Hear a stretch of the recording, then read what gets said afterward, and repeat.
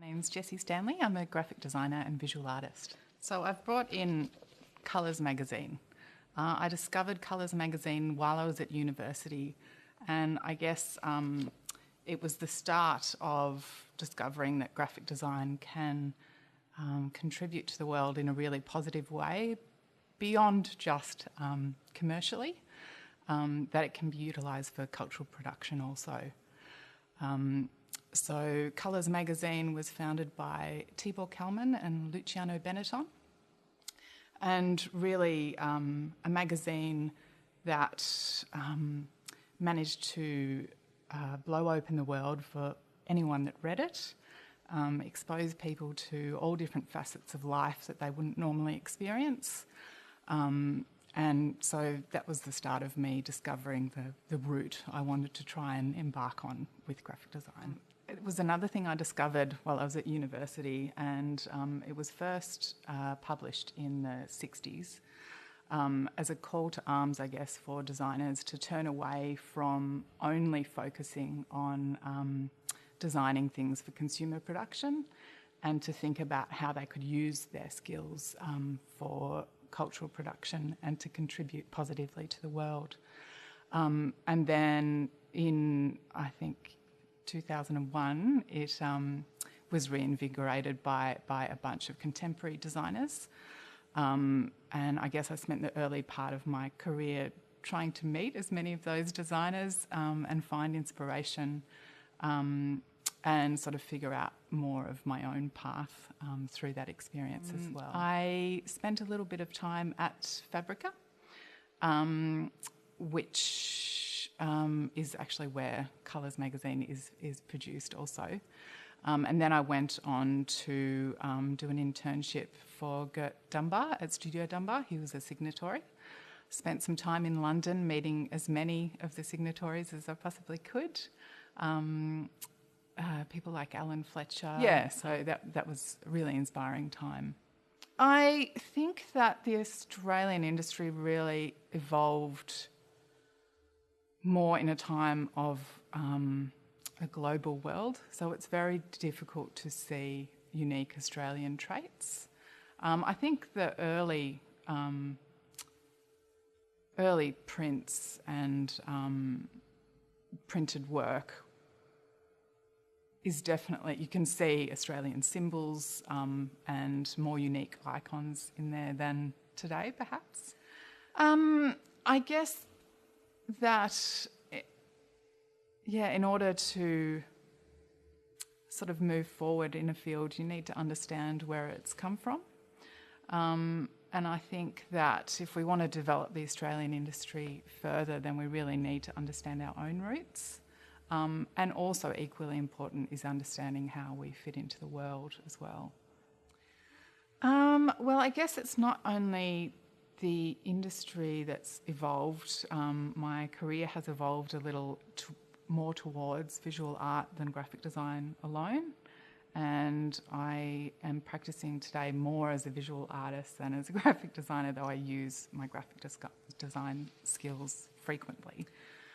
When I first began as a graphic designer, social media certainly didn't play a part then. And it's been interesting and a little dismaying to see print falling by the wayside, digital media overtaking a lot of forms of print. So I'm always sad now when an identity program doesn't involve anywhere near as much print as it used to.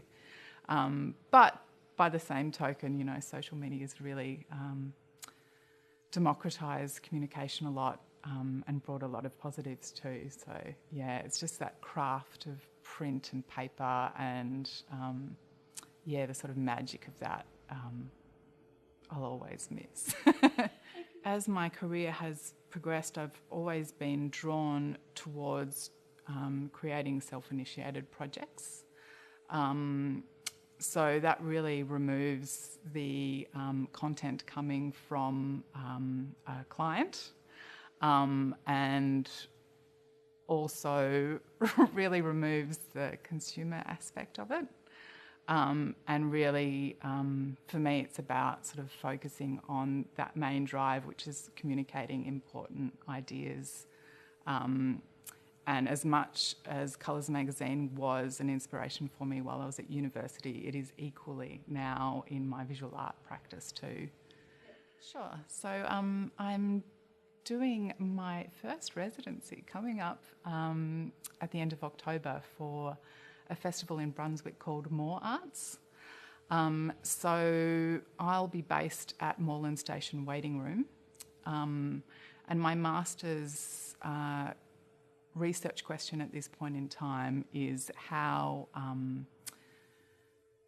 exploring how places can connect us with other points in time, and by exploring that journey can reveal aspects of our cultural heritage. So I'm focusing on the actual place of Moreland Station. It's a heritage building built in 1888, and it's built from bricks that were manufactured in Brunswick.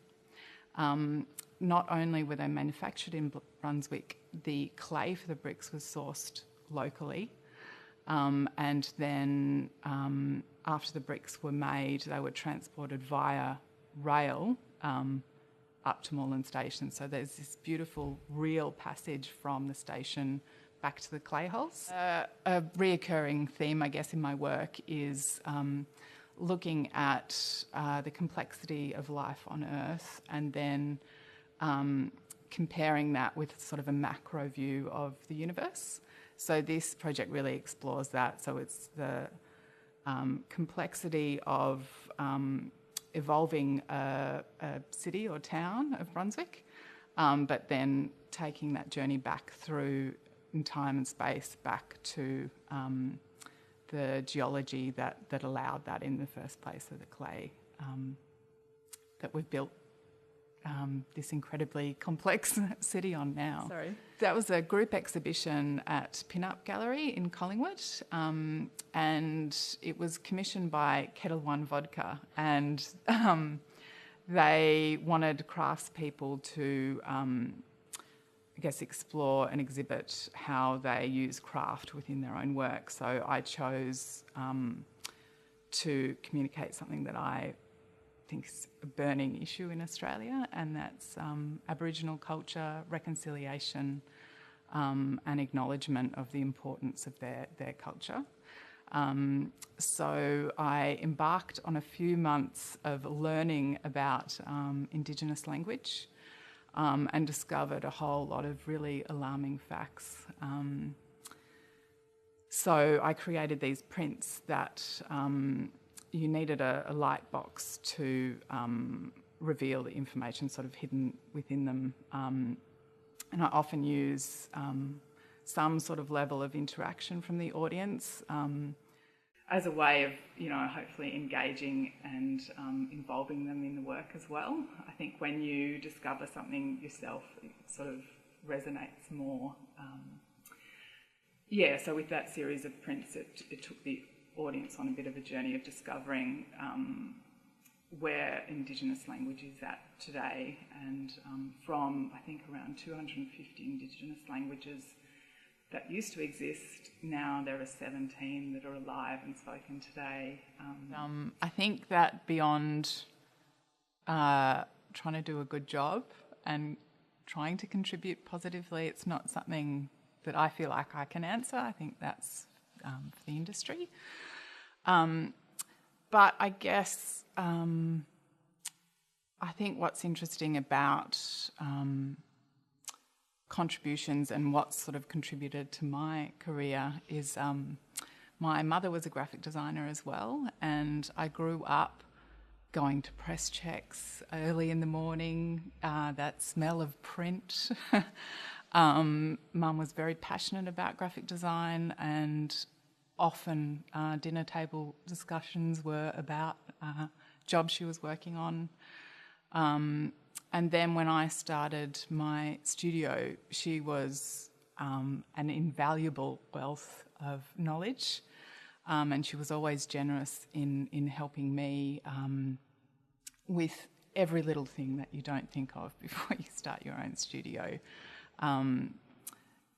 There's a lot of relationship management, client management, production management, all of those things, and Mum was fantastic at helping with that. So, yeah, be taking that sort of knowledge from my mum and doing something with it today. That when I first started practicing as a designer and made a very conscious decision to not practice under my own name and started my studio then called Foundry. Practicing under another business name always gave me a little bit more confidence to talk about what I did, because I was talking about it in the third person really, rather than owning it myself. So I think then it served that purpose. I was in my 20s, but now, a little bit later on than that, I practice under my own name, and it really has been a bit of a reinvention of sorts. And I think, part of maturing in your career, at least for me, has been forging that path and figuring out exactly where you want to fall on it. I think today I feel like my practice is what I want it to be, and having a bit more maturity, I'm not so worried about going under my own name and sort of owning it a little bit more. I think that certainly winning those awards gave me credibility with clients, and it certainly helped me win new clients. And I guess that in a weird way, those kind of awards, they give you this armoury to sort of face the world with, similar to going under a business name. So they were a really positive thing. And really connected me to a bigger design industry too, I guess. Yeah. Things have changed a lot since I first started out. With social media, it's in some ways a lot easier to self-promote. There's so many more options, but then it's so much more competitive because anybody can do it now. But one thing I don't think has changed is not nearly as many people enter these competitions as you might think. It never hurts to have a go. Definitely I would recommend developing thick skin very early on and just having self-belief, because not winning's all right as well. We can't win everything in life.